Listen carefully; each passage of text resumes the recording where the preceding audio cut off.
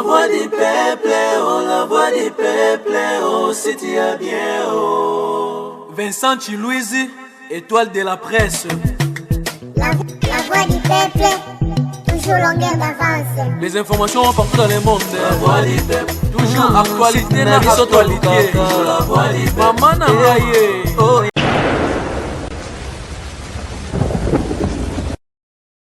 Salut et bienvenue dans votre émission Tribunal, Nakati Yachen Avion, la voix du peuple, où nous parlons, nous essayons d'analyser sur tout ce qui concerne l'actualité musicale et Nabiso, Naba domaine et Belé, et nous essayons de débattre des sujets avec nos différents invités. Vous savez que sur ce plateau, nous avons l'habitude de recevoir des artistes, musiciens, des chroniqueurs, quand Baza espère qu'il y a matière en haut pour que tout soit bien. Et la joie me revient, il y a Malissou sur notre émission, Aïdor. Bokola na kati ya Kishasa. José Bataille d'or ba refoulagi na fou d'ici du tonnerre. Bonjour mon frère. Bonjour Vincent Chilouise. Bonne santé. Ouais, ça va. Yo pe ça va. Très bien par la Castédie. Voilà, moi pique ça va bien. On est avec Mboutali Kassou, l'homme qui dérange. On a souvent mis balle basale mission boy.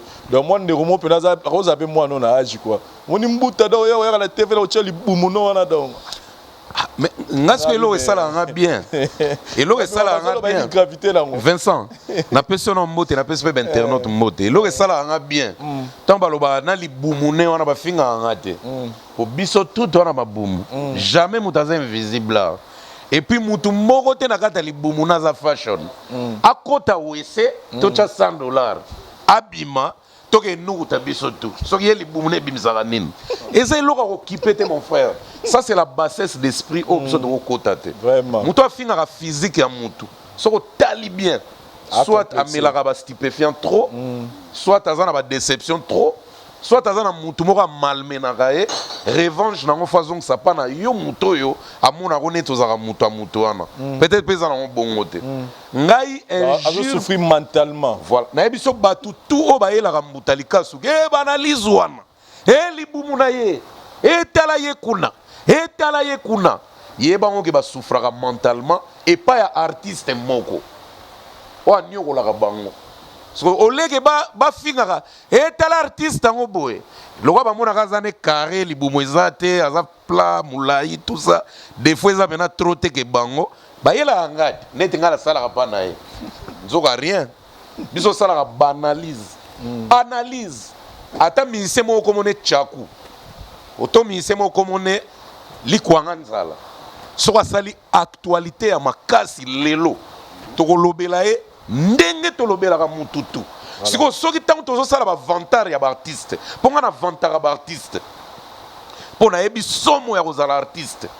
Na ebi elengi ya succès. Omoni Ken, pardon Vincent, na bosani limsa Nicolo to tourner ton Ken pas côté linga to nirenganga. Obi pourquoi na sala analyse na plaisir na passion pour na réunion. Obi ko réunion zali ba différent ko réunion. Ezana muntu muso a réunion na quartier. Do azwa tenter ba louer jet, azwa tenter beta na pays étranger, ba étranger ba rotala e. Azwa tenter do asukela na succès mo local. Si on a une analyse, pourquoi? Parce que na yebi libanda ya mboka, na viva bilengi yo ba ninga tout ba na succès lelo ba vivre. Donc nazane loko ya kwanvie bangote. So ngana se retrouver millionnaire te, ezana ba raison nga personnel peut-être ya justice o e sala ki ngana ndiaye na stopper carrière na ngana l'an 2000. Et na sala ga 8 ans na ko bimisa album te. Na trainaki na ba problème. Et ceux qui peuvent continuer à avoir des problèmes, mais les pays lelo, na sala analyse na bino en plein succès. Pour nga yeba yango ceux qui na bimisi lelo, na eu succès makas. Na otika tribunal de to bando zalagaga. Bon niveau bando la bien. Merci beaucoup Mboutali Kassou, chers amis téléspectateurs d'Arid Zouangaï. Je voulais juste apporter une précision très importante. Parce que je parlais de ça, moi, Lucolo, quand j'ai tourné une mission avec Denis Lessi, mais je récite beaucoup des appels et beaucoup de messages concernant Marambo Talukutu et Taliwana Maramanga. Donc, bref, Tourgendara Dubaï, dans le cadre de business, c'est-à-dire que aux talanga, aux gens besoin de voiture moko na niveau Dubaï, et peu importe marque. Donc, Naza wana ponango. Donc, Robin Nganga a expliqué les conditions nous remplir. pour que na sombelo ngo kuna o récupérant awa na Kinshasa même na place oza partout na mboka toza même pour yelo tina poto to rutine là même aux en Afrique peu importe marque amutu oza na besoin contacter ngai et aux en facile na numéro na 089 769 80 55. Donc numéro na tchaka na télévision za numéro na nga o nga mona yambara, je suis sur WhatsApp et bien na ba réseau mususu. Donc je suis là pour na yango donc n'hésitez pas boyebi ke biso tozara moi série na mambetali mbongo donc rassurez-vous que sur otini mbongo no pananga voiture aux en besoin de recevoir sans problème na niveau Dubaï pour kuna ils ont facilité moi mituka bien puis na prix mora kitoko. Aidor pani ba mvwando za mingi ba Congo. Bazali. Te menga pe na Mukongo de. Papa. Ngala katange ko na Chiluizi. Azaka katange Mukongo. Oh, yo comme ça Mukongo neni. Tata na ngaza Mukongo za katange Mukongo. Vezo za mvwando. Mbutali kasu. Na pas Alidor aujourd'hui je voulais un peu que toi bana nous na dossier non na ngina songa no Mbutali kasu s'il vous plaît. Pourquoi mes amis na bango ba comédien faut yenda lobelango. Likambo ya kobambela ka batu balewa Vraiment. Comme m'appelle trop. Vraiment. Na moni vie na biso ngadio meilleur comédien pour en tout cas na muta sekisa ngate ole ka Joana ngadia da ngadio space aux ador yebake donc na ka fan no ya sara te c'est-à-dire na ba santé na kitoko boye ba ko boma ya vambo Mbutali kasu. Bon, eza délire ya ba réseaux sociaux. Vincent na ko saote soki réseaux sociaux ya na ba années 70 ou ba années 80. Mbele to vivant na ba délire wana na ba 80 seri ba lita be ba bimisa ba tembeluti mabe mingeo mama ya ti to ko ba 90 ba wenge ye elinga ko lemba déjà elinga ko ma normal mais le rôle to bande ngo kala te photo supporter charge ya délire ya réseaux sociaux ozo mona te réseaux sociaux ka batu kamo kote o ba comédien ka te o ba musicien ka te na ba joueur yo mona ibengete makamba zwa oyo ba bwakelaka balobaka ne eloko moko boye na nsima boye atali azongisi ya yo moko omonaka ndenge réseaux sociaux esele promote on dirait azwi single d'or donc nakoyebi biso politique n'en parlons pas gouvernement ebimaki nanu te mais nga nazwi 3 listes ya gouvernement na réseaux sociaux il faut mona sikoyo bakombo oyo akisanga na bankode ya Albert ministre ya transport nga awuti wapi nzoka fake news donc naebisio maman Bilabela a connaîtra eloko yo à mettre prise na koloba ta ba 3 ou 4 fois taboulé n'en parlons pas Papa m'a pas kufa ba papa we Mbappé ba bomaka etant akotaka koma na poto ba vie na biso mususu pe bebele papa Lutumba Simaro n'en parlons pas ça on m'a dit pas va kufa sans souci pe oui vie de loin pe heureusement Nzamba sali ke dit Kamala papa kufa yepe a Sibisarango voilà. Donc, prophète de malheur, prophète de malheur, il s'amuse avec la mort. Et puis, ce Talibato va s'amuser avec la liwa. Il y a soulagement. Peut-être qu'il y a mort pour s'entraîner moralement. Il y a des gens parce que c'est normal. D'abord, on a une anecdote. Il y a 2 jours passés.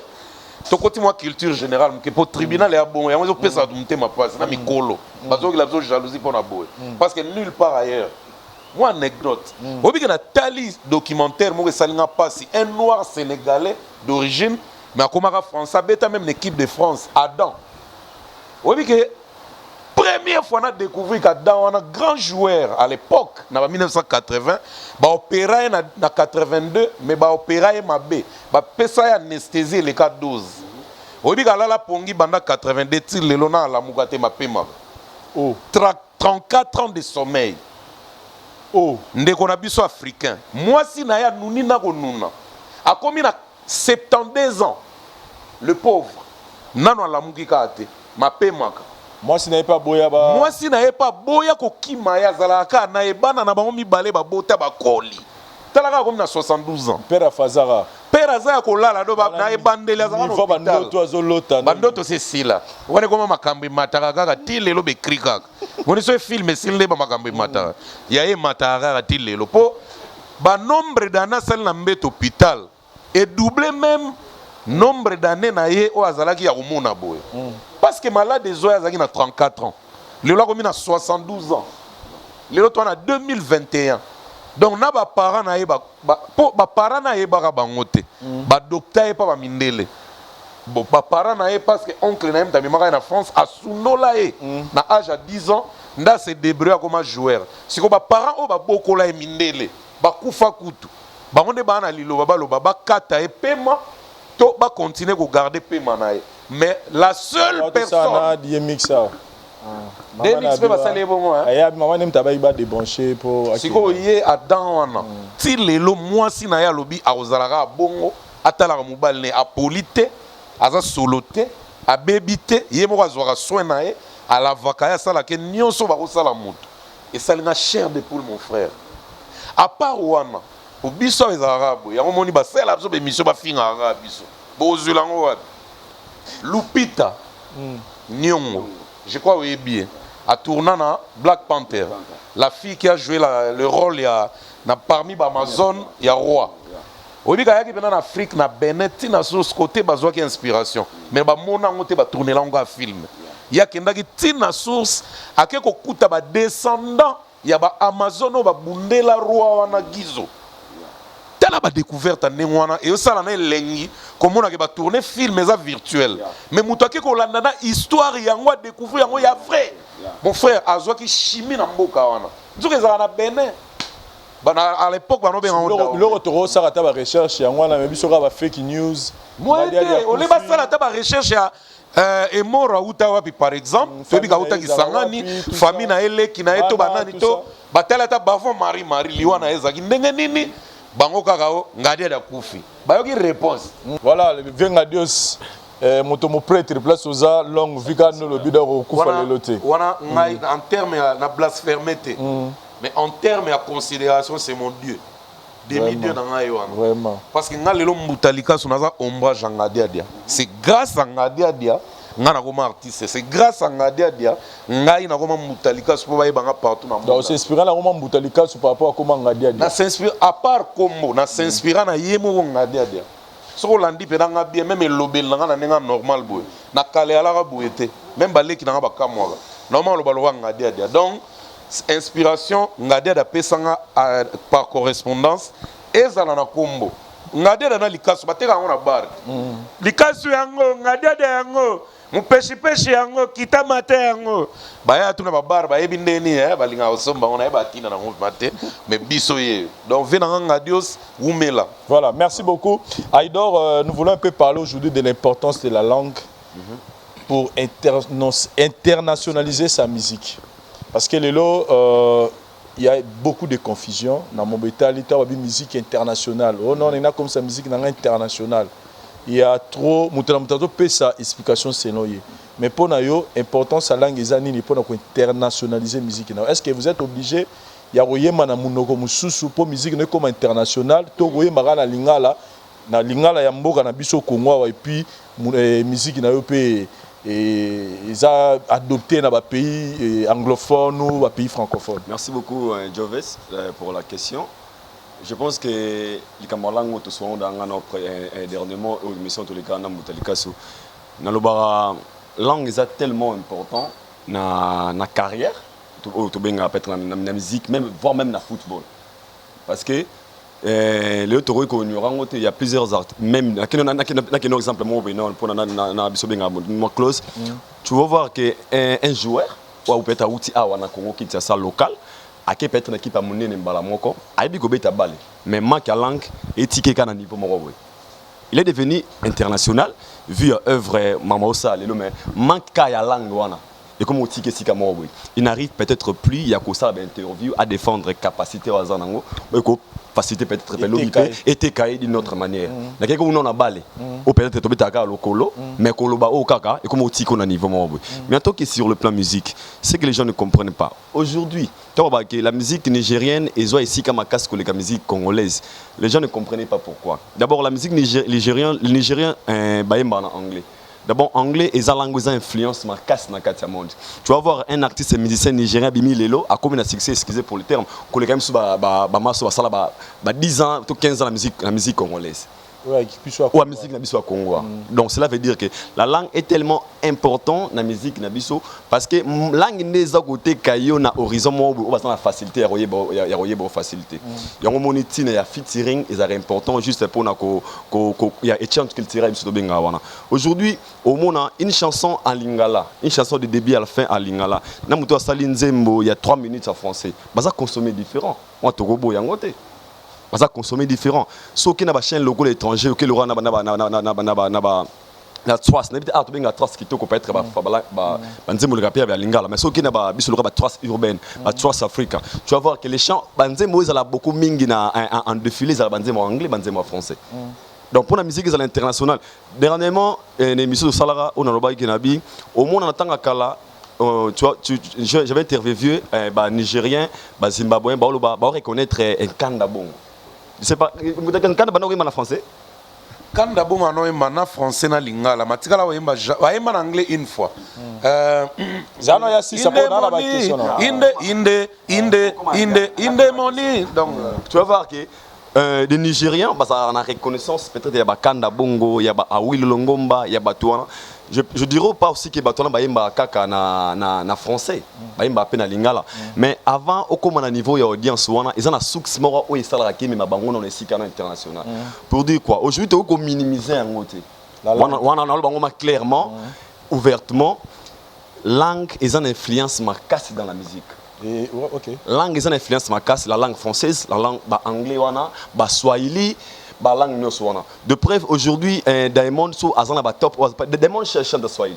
Aujourd'hui Swahili est comme une langue où ils ont influence marquée dans la Afrique, dans le monde disons parce que pas mal tu vas voir que il y a d'autres accès mais c'est belé congolais dans la musique les Diamond l'on influence il n'habite que habité mais belé bazaba un peu Diamond ça veut dire la langue. Donc quand on parle de l'international et la langue au moto peut-être en France, toi en USA, en UK, en facilité à un message et pas musicien voilà.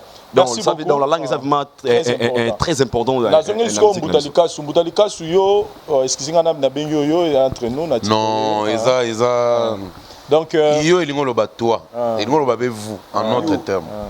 Yo en anglais. Eza peine lingala, ça me dérange pas voilà. Ton frère. Au sali succès makasi na niveau Afrique. Au souci de sollicitation dans les pays belé Afrique pour nous prester. Mais si on a tel des albums na yo et attend un nzembo morote na yo comme botelika ça en anglais.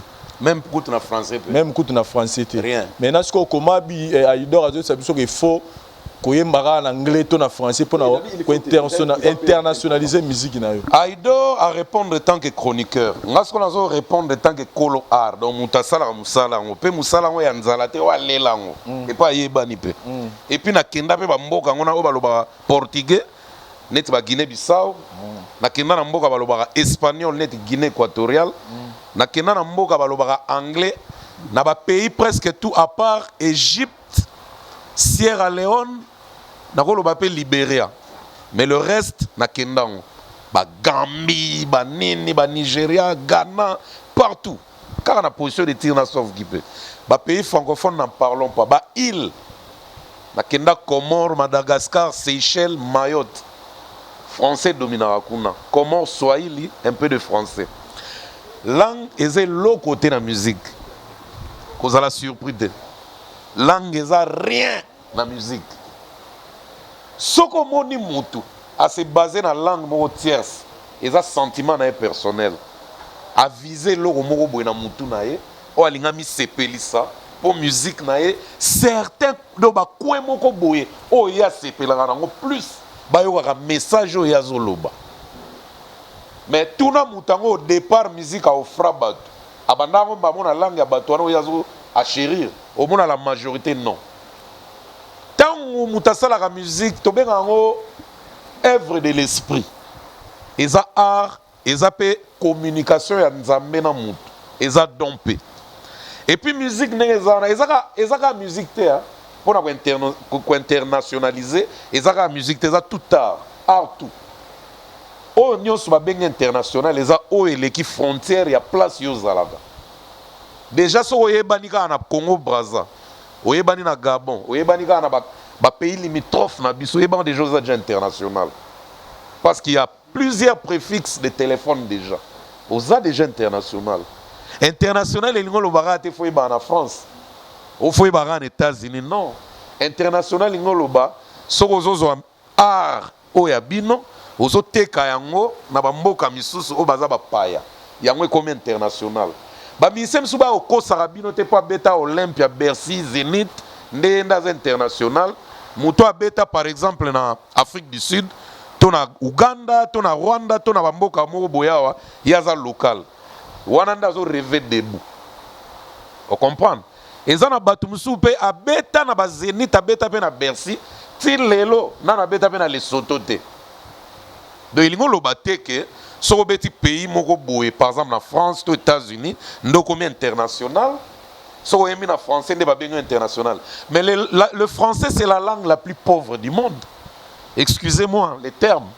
Première langue dans le monde des chinois. La langue commerciale, ou ya business, est anglais. Non, on a yoga place, mais la langue chinois par rapport à nous. Donc, la culture générale, on s'intéresse à nous, on a belé. Chinois, c'est la première langue dans le monde, ou est populaire. Par rapport à nombre d'habitants, peut-être. 2 milliards d'habitants. Peut-être. Non, anglais, c'est la langue la plus populaire du monde. Non, on a chinois. Après, il y a anglais, après, il y a français. Il français, il y a moi 6 mois. Dans le lobby, on a cadre de culture générale. Mais anglais est la meilleure langue de commerce. Il y a ça business. Business, nous sommes dans le monde, et comme concordé, et comme c'est concordé pendant le français. Et dans l'anglais, pardon. À tout cas, en Chine, côté balingana anglais, t'es pas balingana anglais. Non, on a un journal télévisé, t'es en Chine, pendant les Chinois, en anglais. Même en Tanzanie, babandara maternelle, ti basilisi classe batanga na Swahili. Langue na bango ya bureau, ko solana ministre boza Swahili. Ba c'est intéressant en anglais te. Anglais est pour la langue fière. Pour na ba mono ko za moi obimaka bimaka, obeta moi anglais pour na ko intimider. Langue jouer lokote. Et loko jouaka rôle munene na carrière mutu pour na ko internationaliser art et sa façon de faire. La musique, c'est l'art de combiner les sons d'une manière agréable à l'oreille. Ceux qui déjà musique, ils ont elengi, ils ont séduire mutu. Et puis sinon mutu pongi, tu es kangi mutu misu. Atabache voité. Et comme déjà international. Vous comprenez? Donc langue, ils ont un sentiment à mutu na mutu. Ils ont un mutu musu à s'internet, ba Delvis el safero. Il y a s'intéressant à yembarane ba salsa, ba espagnol, ba bilo au moins ndengwana. Mais Delvis el safero, ils appellent un monde na ba lingakaye. Et ça, les musiciens congolais belé, tchena mitou na bango que ceux na yembi na français, na ozala plus considéré que ne na zoyemba na lingala. Mais papa Wemba sala 2 albums internationaux. Premier album Maria Valencia, na yoga place à yemba na français te ni anglais. Et bandeli na yo Maria Valencia, ayemba na kitete là na lingala. Et comme ma Wemba ça l'émotion. Émotion banana. Yo lelele yo lelele yo lele la tout. Ba shobi de wende kota mo anglais pour lo kwa kanza mda composant.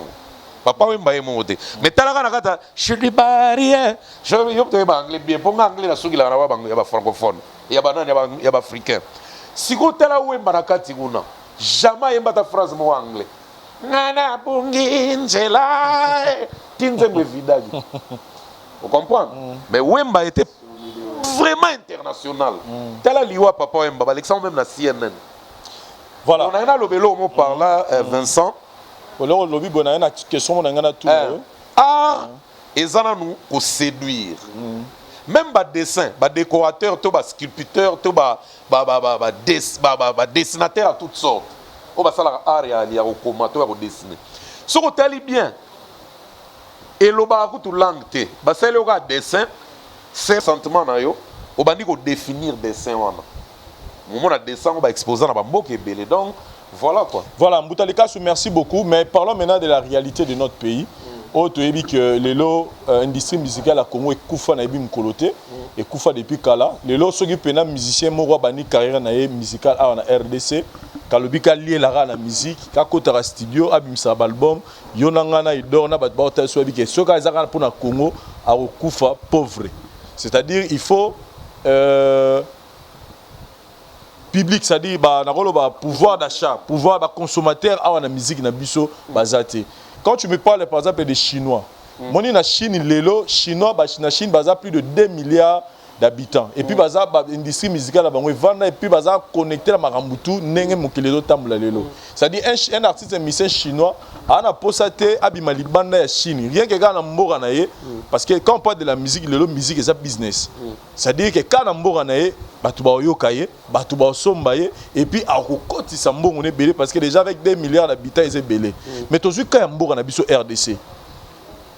Musique na biso déjà ba public oyo royembela lelo ba somba kate même nga mona na vendeur na mbula na somba CDT maintenant siko yo faut teka siko oteka kaka na lingala na yo wana zo yemba na public ozo cible libanda pour musique ezango problème ma langue teto osaneni parce que awa ba yoka musique na biso rien.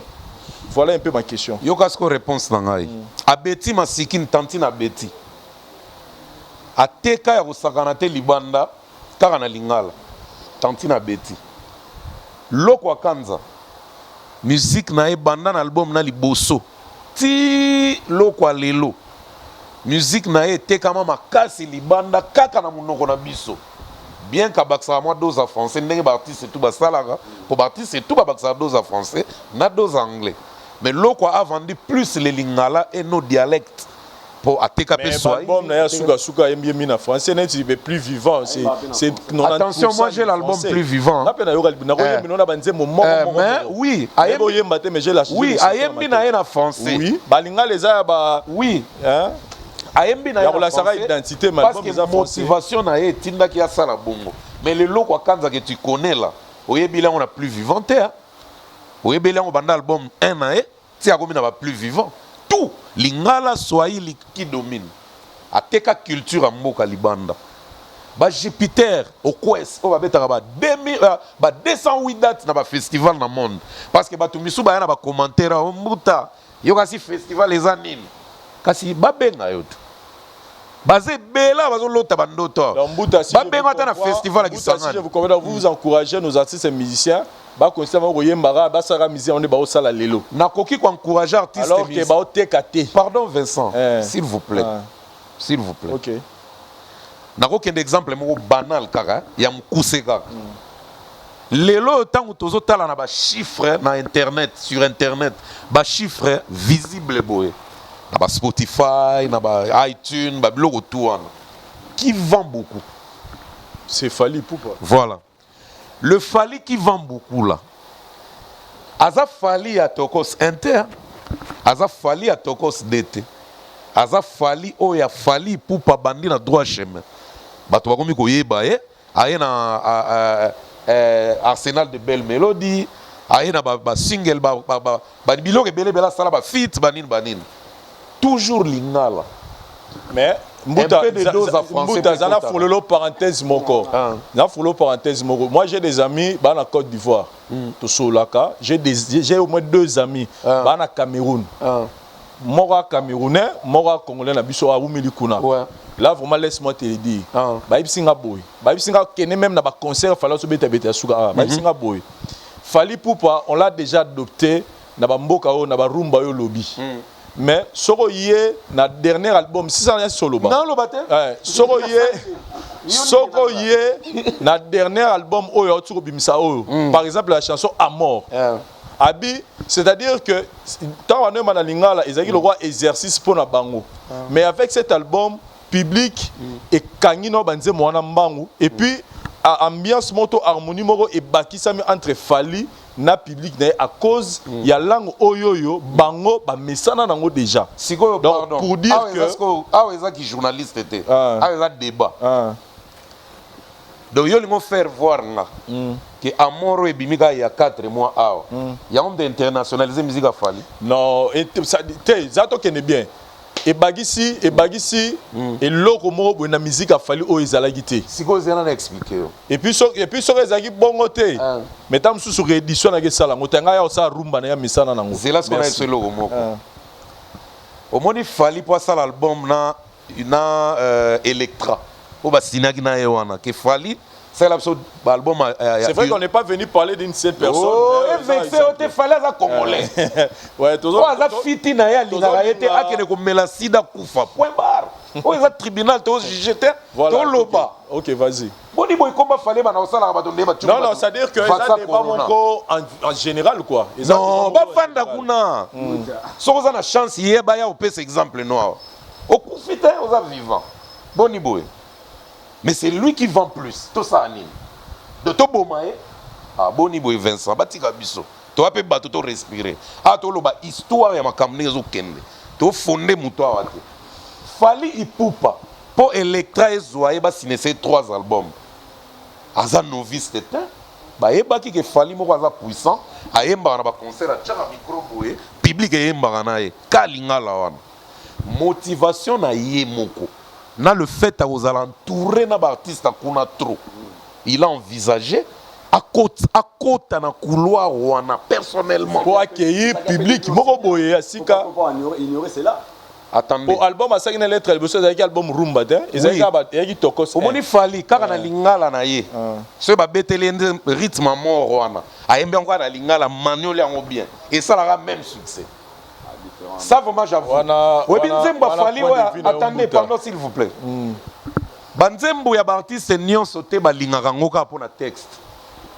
Te. Fali aza aimé pour na texte te. Texte ezande fort batu basala pour ba yekola. Et alors watango yoka banzemba ba Elton John. So za fanatique à Elton John. Et alors waneti Aidor en Afrique du Sud. So ga yeba ga Angleterre, mais ou bien tango azala ki na noir. So ga yeba ga Angleterre. Azaki fanatique ba Brenda Fassi, ba Yvonne Chaka Chaka, ba te bele. Est-ce qu'on comprend le texte tango? Te abano sala ne fort. Mais si ko tangela ngai musicien oyo lelo. Azo sa musique na lingala et que a teka fort. Mais natangeli ot déjà na nous elana na zong saonan. Ezaka c'est-à-dire oyo a ça la style absolument mais ça la kaka chéri nanga na linga kayo mingi. Attention. Azo teka fort limana. Attention, c'est le style qui compte aussi. Oko sala chéri nanga na linga kayo mingi peut-être ba linga na ba on libanda te. Ba ko sala. Na lo bien. Tala. Hey, ndibugila. Mama na kufie. Mona ba lele on a Canada fort. Vous comprenez? Voilà. Merci beaucoup. Je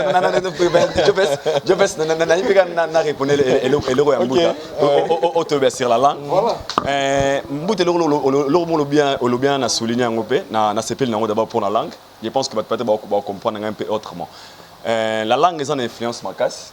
Et puis trop vous ignorez des langues parce que les preuves sont que le roi Nzembo le roi c'est à Jérusalem aïmba na ya Zulu londolo c'est amenami ou chana ils aïmba histoire ya Jérusalem na suka ya Zulu mais ils a meilleure chanson planétaire de preuve donc toi j'ai appris yo pe balula yo tokete tokenken et talami partout dans le monde mais lingala Jérusalem meilleure chanson du monde meilleure chanson planétaire pour le Canada oh bah Chris Brown oh bah nani Yanzembo ayimba na Zulu en fait Yanzembo yimba na anglais kututé les clips les plus populaires la plus populaire à Fali ngongango yango yo ngongango yango le temps c'est ça voilà merci donc pour dire que pardon, la langue locale paye beaucoup son influence. Mais il ne faut pas aussi oublier Mboutalikasou et l'on a il faut d'accord on a et après moi c'est autre important. Au moins si influence la langue comme Marisa Sikani.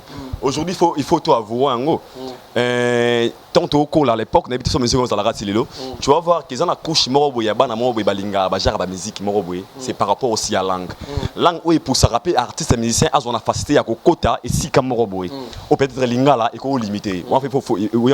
Il faut beau yangote na si vous êtes d'accord avec moi laisse-moi te dire un truc là pardon et donc na kati na ngama loba te zaka to sang ça va ibe oui pourquoi na lobby que langue eza influence ya makasité pour na internationaliser art eza pour na ko tinda ba artiste c'était ba forcer cerveau au monde artiste c'est comment forcer cerveau servir ba tout ba plan mabe alors servir ba tout œuvre mabe oui que inspiration lingala on peut traduire jamais l'inspiration française. Oui, bien. Ils ont raté. La preuve, talent na ba théâtre, stand-up, comédie stand-up, ils ont les gars na ba Bidjan, ils ont les gars na ba Canal Plus. les plus foutus, bah fouteurs bena makasi, c'est ça bah congolais. Tala bien. Bah Boukari, bah zo bomba biso net ba lia biso mibimba. Et pourtant bah ronse ba zawana. Pourquoi tu as foutu? Banda to kola. Tout le monde a ba théâtre ba français ba intrigant, ba vient biso ba chaka, ozomona. Donc to pesango forme moko boy to tala on na musika. Moi na nyonso s'adapter na ngote. Si ko tala bana lelo o ba ko moya net ba sexa na français. Bazo zo lingala, bazo memango na français pour bato ba seka. Ezo simbate. Pourquoi? Okoki jamais ko traduire art, inspiration. Ozoyango comme ça en français to anglais. Bon, moi je pense que pardon, ça n'a développé qu'à une minute. Nana lobani parla. Tara na comédie, ozu par exemple vidéo benga mutalika so na no sexa. Mama na mbweni. Oyoka kuna batu. Ba seki. Siko sala monete na français na podium mo Abidjan, olingo sexa bato lobi. La mama ni mbweni. Oyebike batu ba ivoirien na ba ko taloga be. Oh. Alinga lobani la mama ni mbweni, so esali nini. Mais pas na biso, olobika mama na mbweni. Asa vantirier. Donc na cadre wana, langue eza bien. Koza na motivation ya ko servir bato œuvre na langue na bango. Eza bien. Mais faut inspiration na ngope eye la yo. Parce que ce qu'on traduire inspiration au bombi art. Donc na cadre wana nena ngana lo. Vas-y. Ya ça yidango ouais nazobo ya pays de naote ezabon mais ngana na hôtel mara sur les plans ya langue est important. Pourquoi? Et là, on a bandela batu balinga fali na premier album net robo ya ngote na droit chemin mais faut oublier ngote que fali influence dans ngoma kasi lelo c'est aussi parce que ponga lo ba fali za artiste musicien ou a brûler l'étape. Fali c'était un musicien a brûler l'étape ba place ba Pachabai ba place ya ba Marshall Dixon ba place ya ba Camélia ou ba musicien autour na ba Al de la Gombe. Fali ce qu'on a brûlé l'étape na bango fala comme bongo mais messi que zali bongo. Donc ça veut dire que la langue aussi a servi à Fali na 90% de rôle bango ba fan oyo abenda souci par rapport à la langue mbuta. Faut pas ignorant. Donc voilà. Pour moi on conseille d'en ça un Joves pour nos artistes musiciens. Na comment na pona. Rôle bana te na comment. Rôle les machines na lingala. C'est pas aussi mal na ba français na Congo na biso c'est bien. Mais si il y a l'occasion et pesami pour mingi ba na français parce que ça na prend ma langue. Faut te bosser la pengote. Te na bino sote avna mbuta 4 secondes na ngamo. S'il vous plaît, fallait que tu ça. Faut c'est la parce que tu as le temps. Na lingo pesa nga béton. Pour na loba eza na pona nga na point de vue na personnel. O ba ça va être faux, bali bisanga I'm sorry for that. But na loba uza kata mutema nanga. Pour dire quoi? Jovens, tobo ya ngote. Sotali concert ya Fali à Bercy. Tu vas voir 600%, 80% qui vont ba petit ba couli na France.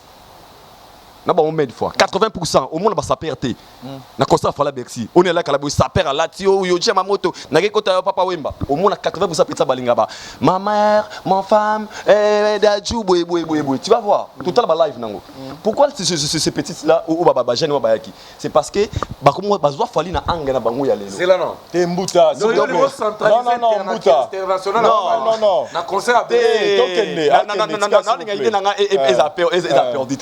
pardon. Pourquoi? C'est parce que quand on Fali a décidé, parce qu'il y avait un moment Fali qu'on faisait la musique, vous allez voir même dans le disque Fali, tant que vous visionnez anglais, il y a français, abandonné qu'on ciblé dans coin moko boy. Coin wana avec comme ça officiel, tango avec ko beta album no tokos 1 tokos 2. Et comme même Fali wana siko a comment na déjà ba fan wana boy ngote. Les enfants no balinga Fali normalement ba petite wana ba fan ma boy, a comment beta texte Fali en français. N'est-ce que vous comprenez? Donc ça veut dire que la langue la langue. La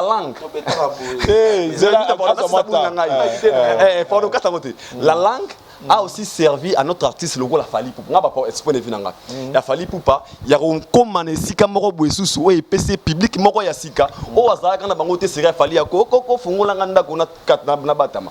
Donc cela ne veut pas dire qu'il n'y aurait que ba musicien na biso congolais que langue lingala eza mabe. Mais s'il y a l'occasion et puis qu'il y a des chanteurs français à Lingala, pour moi je trouve c'est mieux parce qu'ils ont même un bon point moins beau sous plus fort. Merci beaucoup. Dans les cas souci ça peut ça spinner nos sur faux et archi faux. Faux et archi faux pourquoi? Tellement qu'il fallait travailler trop. Tout l'artiste va travailler ming na Congo va travailler dans la langue na biso normal, va s'inspirer normal. batrafica langue te yango bakoma ba plus tard même nga moko y compris pourquoi na loba ndenge wana Fally Ipupa so azobeta na tochena eza na 2 artistes ou 3 o na Angola na pays o balobaka na pays lusophone o balobaka portugais eza na ba artistes 3 ya ba congolais ou 4 babetelaka ba portugais ba angolais ba balobaka portugais ba yebi ni lingala ni français ba benga ba shungu c'est Fally Awilo Longomba na père moko boye ozo comprendre siko ba artiste wana tokozwa pe na loko kanza do 4 do siko ndenge ba na obeta na Angola kuna ba shungu batonda kuna ndenge ba oyebi ke tango ba beta kuna oyebi ke ba Fally na ba Awilo ba chama na micro bato ba yebi lingala te ni français ba yemba ba nzembo wana oyebi ba video ezali bon ba Fally ba sala so effort ba ke yemba na portugais ese fungula undarmbo ndakwao na kotao do ayemba zo portugais voilà c'est autant ba na obeta na ba pays angpo ngamo mutalikaso na beta na ba pays anglophone ebele ata ba 13 ou 14 ou 16 na ba pays anglophone entend betaka so na bandi Moniji loza danse ta na cha micro boy la preuve oko cha même vidéo na ngao pona n'importe o eza na YouTube o mona na cha micro boy ba yembi yango mais ba yebi sens na ngote siko ko communiquer na bango nde na kena na anglais na sala effort na yekola ngo pourtant ba momi ba dérangera biso ba comme important siko te na sala effort na yekola ngo pourtant ba momi ba dérangera biso moi dialogue ne bien zate po ba mise na ngami tant de koma ba mona ka so na yo tala ba on a boîte tant ba on négocier ba momi on les arabes ba mission you ah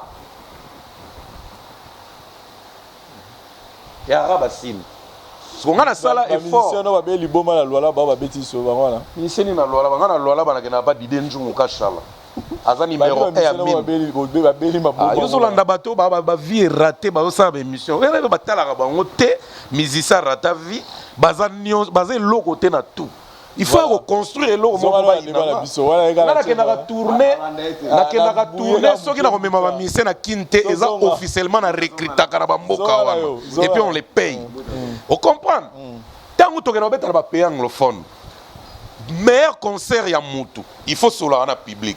Are you okay? Are you happy? Are you okay? I want to show you something here. Are you okay with me? Ozo communiquer en anglais. C'est qu'il faut faire les les secondes. You know me, look me, at me. Aimba son anglais. Aimba kana lingala na ba français nae. Elingolo baboe. Ba pays anglophone nyon sona to beta. Ba yo ka français de. Mema gims kuna mema daju kuna. Ba yebi ba ngote. Et le battre biso to l'équipe badaju ba likolo na France na ba monde francophone ba l'équipe so musika mais na ba pays anglophone ba na ba star na ba kufela ba Diamond ba Wizkid tu veux me dire que Gims na Fally na ba pays anglophone fallait za likolo Gims bon producteur mo me bango cha Fally samedi cha Gims dimanche yo zo résultat na pays anglophone mais Gims aza meilleur que les gars Fally na monde francophone aza bon atekaka danger aza danger fongwama mais Gims na ba pays anglophone loba sala nde fora kota eza pe loba ba musicien francophone ebele na ba beta ba zénith se ba olympia te ba Buta siko so yo lobi na ngai que ouais ne ozo memangana pourquoi par exemple siko neti Gims mtala ba succès na danger maluka sala album en anglais oui kasi to Johnny Hallyday yo pas sala ba succès danger maluka sala album en anglais kasi te futur importance à featuring. C'est que il y a déjà musique en France, mais pourquoi le gars qui pour côté aux États-Unis fallait en anglais. Mais pour Gims pour côté en États pour Gims États-Unis azate. Mais pour côté en États-Unis pourquoi ils sont obligés en anglais? Fallait marabanze mon français côté en anglais. Pourquoi ils sont obligés à changer langue en anglais? Comme même en discussion de même en solo. Toi solo là raciste. Na pose des questions. So qui Gims alinga ça la featuring na américain c'est parce qu'elle a popularité. So azaki déjà populaire net. C'est pas dans local. Non, azak local, t'as international parce que musique n'est pas partout en Europe. Azak presque meilleur vendeur. Dans les États-Unis, azak popularité. Mais ayebani na quelques coins. Et l'ingo lobate que à cause de la featuring pour à faire découvrir. Alors il a besoin à conquérir le monde de la musique américaine. Qui n'est pas en anglais. Non, à conquérir en français na yemba. Mais pour l'année en anglais. On peut exemple simple, non? Ba Fally banda na droit chemin banda na ba kokoko ti depuis lelo fali na sali nzembo anglais te mais pourquoi na ba pays anglophone aza dynamique a danger la Ah, c'est même anglais bo ba yemala arc, il ba yemala noni. ya yemba ya lingala yo ka place fali yemba anglais Te, mais ça collaboration na ya. papa wani ka lelo ngana fali bandi ko peta ba anglais. iwapi Segemi. Ganza Miolo Segemi eza titre le plus médiocre ya fali ya carrière yebsange abeta ngona ba concert nini Voilà c'est loyo, voilà point de vue. Bonjour zo lingisange lo na makasi Te, yo yo ngapena na vandi bo na linga Miolo Segemi yo pe boni ko yinisanga loko na makasi. bon yo tigala na kwena ngana tigala kwena nga mais to kosa batu te Miolo Segemi renia te ah oui yo ngo koksa Miolo Segemi na obanga ki banga banga te ngo koksa ngo Voilà c'est ayemba ngona influence anglais mena lingala komona ngabi ngambante yo ngo koksa na Miolo Segemi Mbuta. ngo koksa sheri fini kanga liputa mama na Miolo Segemi Bon, en ngo fait, koksa Zana recadré. baza awa wapi bango ngo koksa ngo na Miolo Segemi Mbuta Zana na fali moi s'il vous plaît. Awa, nous parlons du toujours le belapé aspect ya pouvoir, il y a pouvoir d'achat. C'est-à-dire Lelo, moi je pense que voilà point de vue nanga. Je pense que Lelo n'engé pouvoir d'achat na mboka na biso ezati. Musicien ou azana pour ça oteka. Il faut aluka a megape ko s'adapter na public moko boye. Jokala si sambuta, yo petit kapeta po boyo ko tanga maloba. Yoka.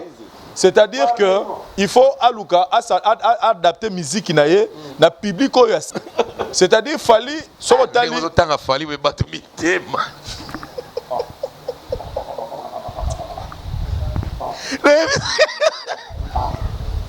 Ezara batu mele acide. Ezaki ba ite acide. Quoi il fallait ça la bise boye. Toke malembe. So qui par exemple nzemo neti à mort. On aura mon bari, on aura rumba na biso. Vous comprenez? Mais aluki a chalang moko boye na kati oyo ke public wana ba me ba quand même ça na idée et non quoi de l'ayemba. Amor on a ka so yemba ke mpeka na lingala. Engozaka même amor. On ma solo ya pouvoir d'achat. C'est-à-dire que mundelo aura déjà Gims na ye, François aura déjà Dadju. Aura déjà Gims na aura déjà batuna bango na kuna. Yo ya ko imposer ye malamoko langue no lingala et ça heureusement moi temps. Mais au moins kene na style parce que ça musique est pas politique mobimba. Ça dit voilà, c'est des politiques que na moi politique moi de façon que batuwana oyo yo reconquérir oyo rekota na monde na bango parce que toute la vérité fali Afrique oui à conquérir mais na batuwana zo ciblé on a conquérir bon OK batuwana ba payaka. Mais Vincent batuwana ba somba. Moi je pense que Lelo musicien au a besoin à émerger makasi na musique ya Lelo ateka en tout cas il est obligé pour nanga il est obligé ya ko adapter musique na ye pour que public yo ya Congo te mais libanda baza au moins na idée loko azo yemba pour attirer public na ye lobake voilà lobake a s'ouvrir na créativité à style mais ya ngwana on lobate bino bolo ba langue ngana na bino pe mbuta anglais oboya ngo tenet sa mito anglais yo mo lobeza langue ya business pas Vincent j'aurais préféré ba fali ba Inos ba héritier ba Fabregas lo wazo kota musique urbaine lelo yende ko tunena ngana suki lande na nga pona nga ba sala na bango challenge ya lingala anglais lingala français non ebi pourquoi na lo babongo mais papa na eloko lobi na to solo la ti lobi na ondimote c'est bon vous comprenez na ondimote pourquoi parce que c'est pas la langue qui vend la musique c'est l'art où ils ont présenté la langue contribue à vendre la musique. Ça contribue. Donc, musique a fallu. Ba streaming azo sala wana ezaka ba français. Ils ont contribué partout et contribué pour ateka. Ils ont quoi mo bon, pourquoi na lobi ndenge wana? Oui, ngala encourager be portugais. Omoni tant bozo lobake, c'est important que public va nous comprendre ba texte. Public ko ezo dominer plus. Ils ont anglophone. Au bazana plus au musique na biso pena ke balara danger futa ma koleka. Ils ont un public anglophone. Public francophone pesali. Alors le roi fallait un miming na français, ba hérité ba un miming na français, ba Fabregas ba un miming na français. Ba no côté ça peut deux anglais ça la bien mais moi je souligne en tant qu'artiste. Ils ont langue te mutu influence aga mutu a internationaliser musique na. Et mais la motivation pour quand même texte na yo ezalaka ke ba yo kango oko sala na yo la langue yo préférée. Merci beaucoup. On revient sur Fabregas. Otomoni a s'est décidé avec sa chanson Brenda. Et puis là, je l'ai suivi dans différentes émissions. Moi, Fabregas, moi, musique ouverte. Mais vous sentez que pour Nayo, est-ce qu'il y a tous les atouts? Tous les atouts. Ah, Mbouta. Ah, ça là, déjà musique ouverte. Bon, style la musique, on a dans ça. Voilà, merci. Pour Nayo, tu sens qu'il est bien préparé. Ici, il y a tous les atouts. Tout le monde qui a Maramsou Famigana ou Bombissa. Avant d'embrasser le roi de Nassala. Comme Mekako Bongissa, c'est trop dire. Comme c'est déjà un artiste, on le toujours même fois. Et ça, j'ai seulement faut que le texte n'est pas même la biso. Pour ça, mon numéro pour ce qui est clair, on va pas ignorer le côté. Monique ou t'en a rumba. Esprit on est à la biso pays esprit mon boy. La musique urbaine, le texte est un peu différent. On a fait faut une habitude une artiste à accompagner l'on. Aïdo, pardon si tu. Peut-être pour la musique. Parenthèse. Est-ce que Fabregas a bandé musique na carrière solo na na pure rumba terebi a bandé air musique comme déjà influencé par un autre rythme que la rumba. Non, je te signifie bien parce que Fabregas a bibi son premier album na 2012. Rumba va dominer sur ma. Ce qu'on a eu le balai temps aux attentes au tigano ya ça. Comprenez ce modèle casse. Il a planté à c'est un artiste, comédien, musicien. À façon de Mamakam. Fabregas, moi je dirais, d'abord premièrement c'est un bon. Surtout sa chanson, Brenda, on a la langue est tellement important. Na musique na biso pas musique na biso non musique ya Congo musique ya Congo parce que lelo un Nigérien a kobima lelo avec une seule chanson a compé riche a compé à niveau moi communal parce que langue na besoin d'abord tellement influent et ça la ke memaye na bisika moko au musicien congolais pas comme yango et ils ont temps en consommation na lo bango na yebi le pourquoi tout le monde passé d'africain so bimiga lelo vu qu'à son langue ça lui aide nze monete comme ça a bien streamé sur disque d'or a comme Wazali Davido était invité à la presse New York parce que a déjà influé na États-Unis à côté de Chris Brown, de preuves de Nigériens, de Africains, tu vas voir que featuring, au moins Chris Brown, na Davido, et ça reste normal, et ça reste simple. Vu la communication, ça va déjà. Mais au moins que Missema ou si l'un peut être les États-Unis, moi Missema Congolais Mbanaye, a un danger. C'est aussi par quoi? Par rapport à la communication. Niveau un message, oh il y a musique na bango bimara bango déjà pas côté la facilité le monde anglophone. To robo yango te yango na basi de fuke ba Davido facilement, ba mana ba Chris Brown, ba ba Robert Kelly, ba mana Nelly, c'est par rapport à la langue. Yango important sa langue yango. Langue wana est puissant et ça même bango facilement. Donc nous yango moni pe na côté na kota ki na kati ya kan ya Aidor pour encourager les artistes à mener mikolo yo ba yembaka pe na anglais parce que français ça penza limité. Même Gims tango akeko yemba na ba américain ameki mo anglais oui mais a pesa ki pe makambu tango yembi na maluma na ba lisophone bato ba yembaka na portugais to espagnol et ça peu important ba latino rozomona ona ba matsa musique mutu fort nga on a eu une interview mo fallait aloba gazo rêver à ça la featuring na latino moko boy et on sale bien peu na Tokos 2 donc on a mon boy Fazia 6 ans s'il vous plaît Aïdor par rapport à Fabregas qu'est-ce que tu peux dire par rapport à Fabregas moi je dirais Fabregas d'abord c'est un artiste à monene d'abord sa chanson Brenda moi personnellement ils ont mon ligne tellement fort mais côté technique on a juste habité on a point de vue personnel nangai moi j'avais trouvé Fabregas comme ils allaient habité ça on a fait expérience na musique urbaine j'allais trouver mieux soit une nzembo wana dans le même contexte mais ay bango trop simple pourquoi on a mis bongo so moni Fabregas a travaillé tellement fort artistiquement pour azuta yo kamingi gims ko kan nzembo wana o ka mingi c'est 100% que nzembo wana 70% nango za tembe ya grims mais Bouta tu déranges mais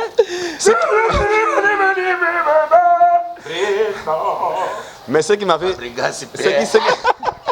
qui m'avait seulement un peu dérangé Ezali quand j'ai suivi la chanson, il y a clip nango. C'est une très belle chanson, composition, texte, sa façon de chanter. Ça veut dire que dans la studio sur Ngabatumi. Mais live nango na Côte d'Ivoire, amoureux souris na peut-être que ça doit justifier nango. Na monaki azaki notaire ya ko défendre nzembo na yemokote. Donc Non, na live na sala qui na bon moi ça qui na tala qui na Côte d'Ivoire. Té ano matablo a Gims mais aki ma somo. Non mais azali na bonne voix. Ya na bizaki somo. Pour dire quoi?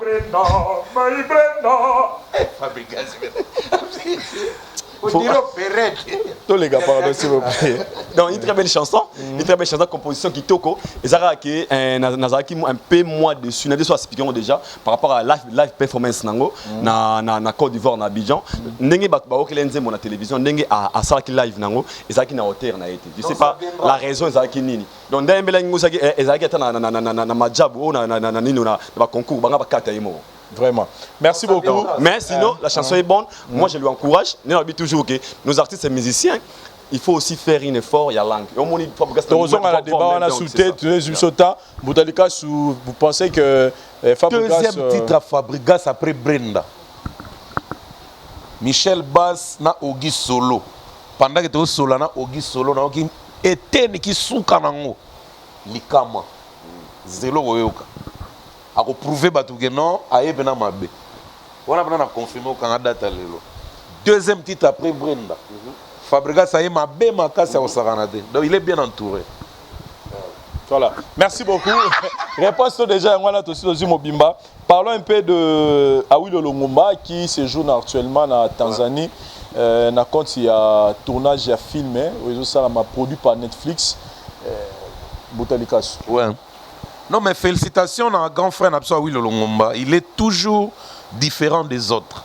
Polémique té, Koueli sa place à les premiers té, ko suit Sarabatumi té, surtout ba pété mike ko boy. Yena na soir na petit modin. Azarneka bien gentil.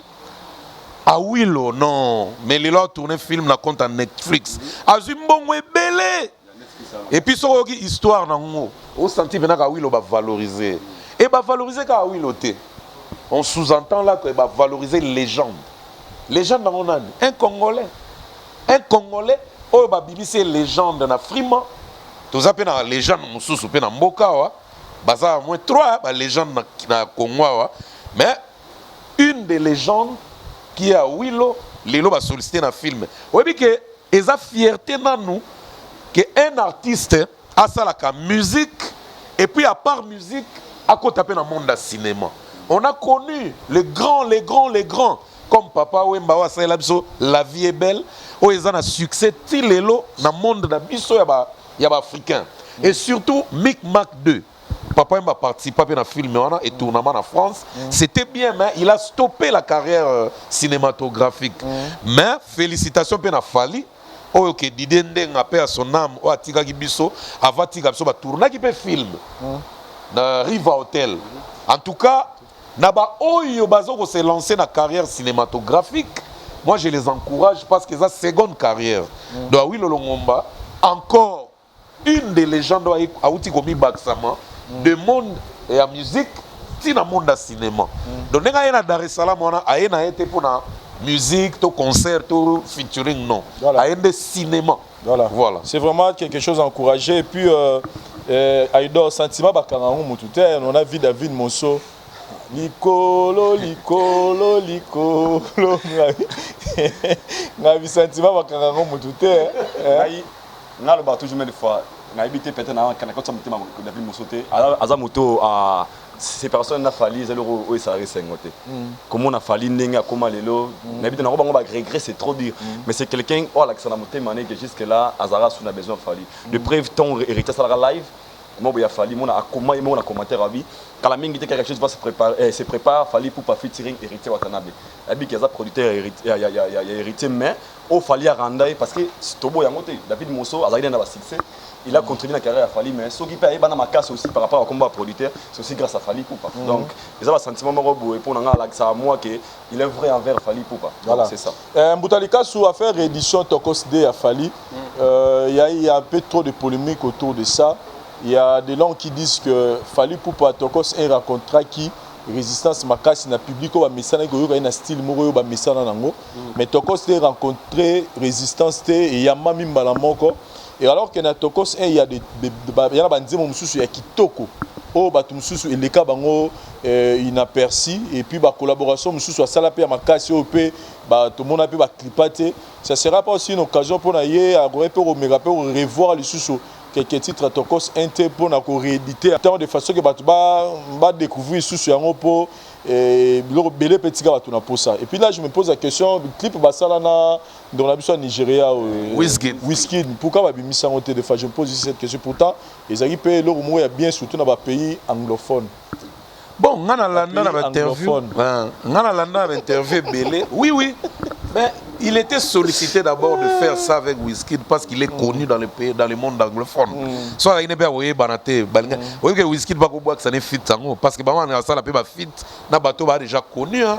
Ce que banana noté, il faut foutre la rebelle, donc c'est comme ça. En tout cas, na ebi vraiment réalité dans côté, mais na ebi que réédition ça existe. Ba grand artiste du monde, ba ça la réédition d'album na bango. Parce que ba ce qui m'a bonnet, c'est pas disque d'or, ba comptabiliser na somi balé et bimelo au mongonet. Oui, c'est le même album, c'est réédité. C'est le même album. Ba comptabiliser. Vous appelez stratégie aux disque d'or mbang. Mais ba artiste belé ba ça la ngo ba so derrière ba disque les diamants na ba platine ba ça la ngo déjà.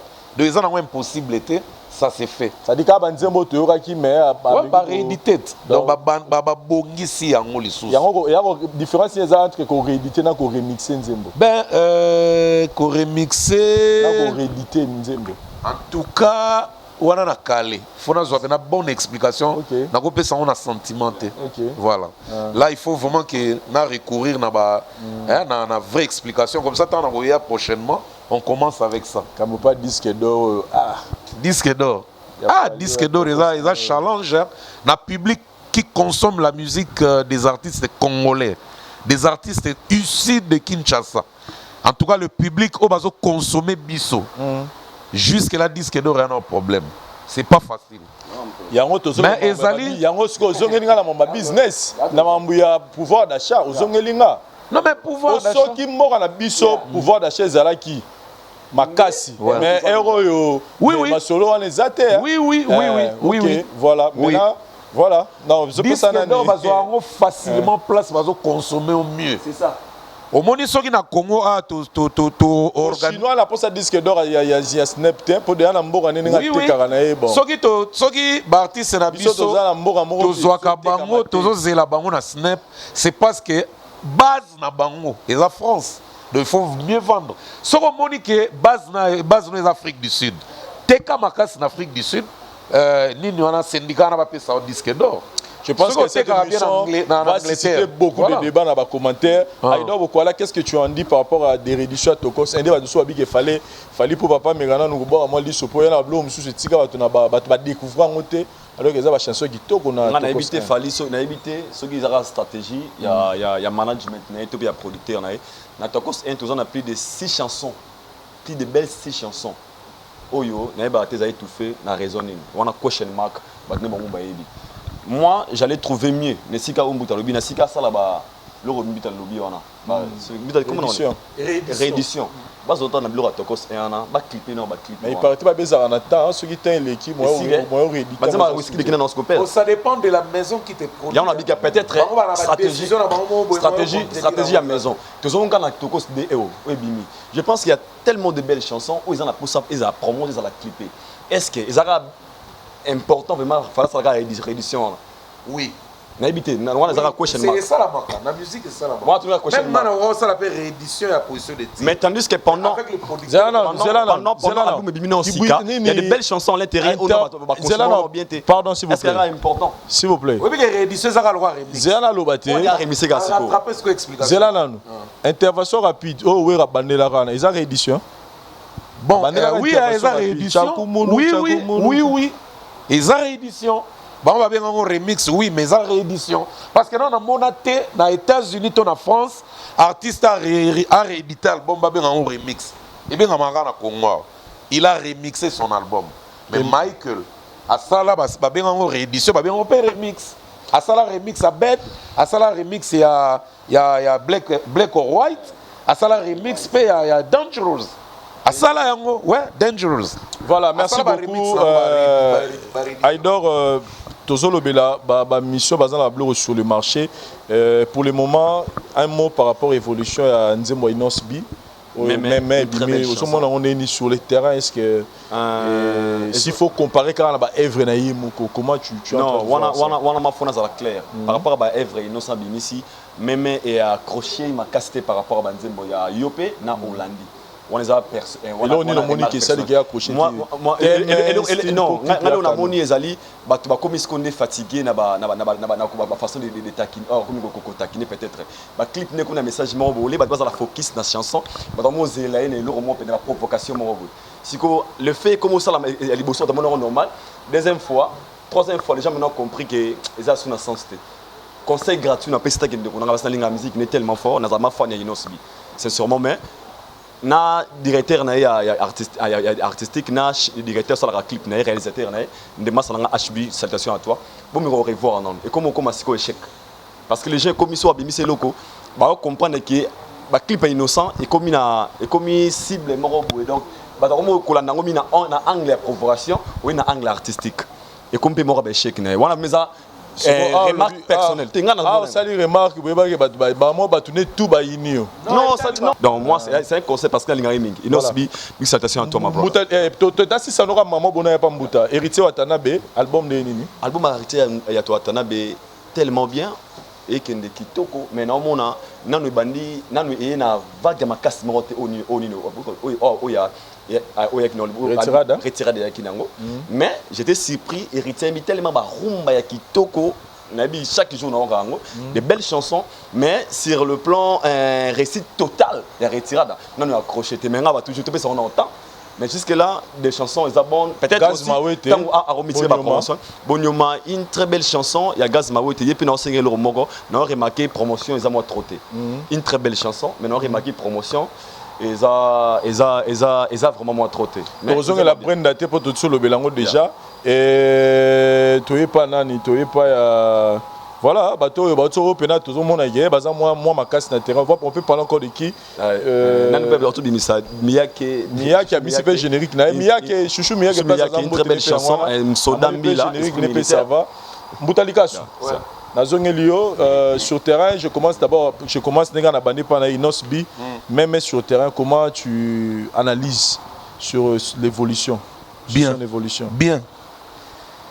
Il y a une grande masse à battre ba soutenir ango ba sepel nango et ça peut na battre ba sepel nango te donc les goûts et les couleurs ne se discutent jamais mais sur le terrain ça se voit ils ont bêta voilà Héritier Watanabe Héritier ça va Héritier ça va vraiment pas le succès total mais il y a des titres OK sur ba betango ba to bazo accompagner on bazo yemba on na ba bar bazo accompagner neti gombe na gombe belle chanson oui mais qu'ils ont un succès au sarante na nous ba sali clip na ngote mais l'équipe déjà demi-million va vu hein donc gombe na gombe déjà exemple à suivre Mouene il y a tête tendai hein wana ndeso ke betine kala batu bena ba telemi ba chepe mabo likolo il y a un succès gombe na gombe Mouene et puis Racker donc 3 titres on a pour l'instant on peut conduire l'album mais tu es bien dans Vincent ils ont un album sous titre moi comme te mango ils ont un album sous 2 titres kaka moment ils ont 24 nzembo ils ont un album sous comme on a titre moi kaka donc normalement ça va Bonyoma ça marche parce que boîte nyonso okota boîte na bien boîte ba bar ya ba pour ba bar et comment séparer ba bar sous ba beta musique urbaine te ba beta kaka musique en tout cas mais ils ont ba bar majorité à Babar so koto yoga Bonyoma donc ils ont bêta voilà groupe impère ils ont bêta malembe et puis balamoni ba bengo semi ils ont bêta nini susu Nono Fuji kutu na pese félicitations ouais Nono Fuji a qui des clips mais Nono Fuji en tout cas Nono Fuji titre on a Umela voilà kaka lobby bisona ken na toleka na mutuka mais on a 3 places félicitations Nono Fuji OK donc a serré fort promotion. Je crois que ça promet et au décoller. Voilà. Donc félicitations à Nono Fuji. Merci beaucoup Mboutali Kassou, merci chers amis téléspectateurs. Pour notre temps au la biso. Pardon Vincent. Mboutali c'était Fongola. Fongola Libanga. Merci pour ta 4e émission. Pardon Vincent Nafoukami. Donc www.centralwenze.com. On dit que va servir en fait dans choix intermédiaire. OK. Dans la famille moi faire battre la biloko rosco mutanga tinengo pa nanga. Centralwenze.com. Brenda la couto yoki Vincent. Yoki Kijabro, ambassadeur Kijabro yoki niveau. Donc Bobeng a toujours plus 1 603 26 11 871. Ozo Brenda la couto sali commande na ondengo lingi ba servir on a servi ba famille na Kinshasa ndenge ba serva ki Vincent. Donc Mitterrand champagne 3 fois bailleur de na Luxembourg on a peso ba mota trop. Donc ba giti parler a gitenga la gezwa. Te ba ba ya ba tina parler. Ataka record te ba ya na wewa. Liz leader on appelle ça Mambota trop Miss Diaspora Canada bita kisombe madame y avait n'abso caps kapanga la loma la Rolls bita kisombe n'appelle ça Mambota trop Jean David qui a monté bokonza Coca-Cola mon vieux la franchi actuelle la franchi n'appelle ça Mbote akawa famaye la soon merci na bike clip no pilipili je crois le bail 2 semaines une semaine sur etikali to zela moto vivant Clarisse tanga muyembi motema gilenga ntebe Maman EVS Belle, yokutu ba messana ba déjà Bigansumbu, Hôtel Club Center Bigansumbu na Luanda, bientôt ouverture. Jidi Toumba compresseur, femme d'affaires, le boss complet Robert Mukoka 277. Bon, il va boire tous les Azanakin. On va comment 277 donc. Boss Robert Mukoka, merci, félicitations. Claude Tembe Monument Poto, Talaga, Tonagata Tribunal, on se va yoki yote mawa. Kelly Kungiston, les grands vautours. Les sauveurs de l'humanité, vous comprendre. Et puis, pour aussi, sa pichuncha, sa boutique solution, na Kolwezi. Donc, merci, la première dame de Lausanne, n'a pas si anniversaire, na Andy Rich Loua, un enfant pas comme les autres, bien que, na souhaité qu'il y ait un thé, mais na récupéré, on a retard. Dari le lobby, tous pépélés à Mbeto, le mon vieux, na Kobo Sanote, vient à Souris Jani Mamika, les garçons complets. Les garçons éternels. Venabiso Bogaria éternel. Mandefa Pembe même le roi moi à 22 ans. Voilà, merci beaucoup. Il faut voir Ali Lutumba tant autant à Kombo. Te Ali Lutumba Léona Boaké était pour servir ngate. A boy ko pianga ilo wa komela. Voilà. Mais na boire Ali Lutumba te. Au revoir Ali Lutumba. Jamais na boire Ali Lutumba. Merci beaucoup. Wakaidor. Merci beaucoup. Je pense. Comprenez modèle Kassa. Salutations à toi Miami Linga, il y a beaucoup on adore moi Sapembe en direct de Paris. Chris bienvenue au Congo Paris, Serge Diana Firé, brother nanga d'alité Real de Madrid. Et ça l'a déjà bien, ma solo biga par rapport. J'aime beaucoup donc boîte tel mais belé biga prochainement. Déjà va s'abonner massivement Vincent. Mais voilà, merci beaucoup. Aïdor Media TV s'il vous plaît. Moi s'abonner massivement. Merci beaucoup, Zongelanga Daril. Merci beaucoup, la bande de retour. Je réitère encore pour la Marambouya à Dubaï. Et ça fait pour la Mitukate. Pour la bande de tourisme, alors il y a notre bétané tour vacances ganenge, bande de rebelle Bakendara, bateau Bakendara, en tout cas pouvez venir et puis optation à visa, vous avez besoin de visa pour Kendeguna. N'hésitez pas, Boben Nanga numéro Nanga, Toroso Anabiso. Merci na bande de retour, Botal émission Lelo. Merci na Dari Duante, sa parole de sa cameraman assuré. Pour Nanga Tomonani, prochainement, différentes choses Nabiso. Merci, bye.